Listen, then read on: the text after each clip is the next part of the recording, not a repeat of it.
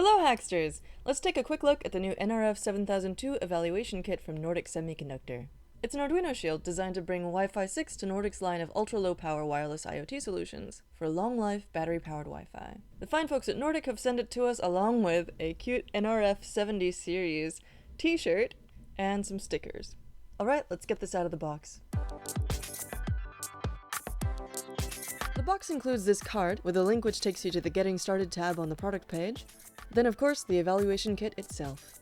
I was happy to see that the GPIO pins are labeled on both sides of the board.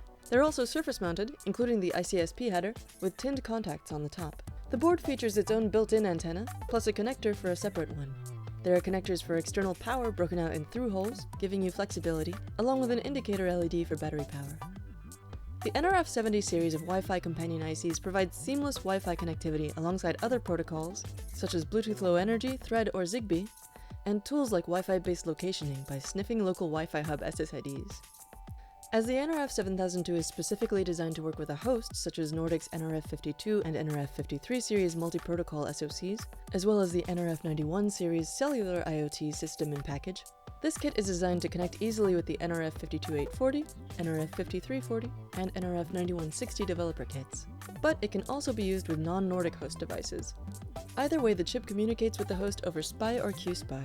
Use Nordic's NRF Connect SDK to unlock the capabilities of wireless combos, where you can use Wi-Fi 6 for high-throughput data, side by side with all of the wireless protocols used in Matter for smart homes, Bluetooth LE for commissioning devices, Thread for low-power mesh, wide-ranging cellular via the nRF9160, and more.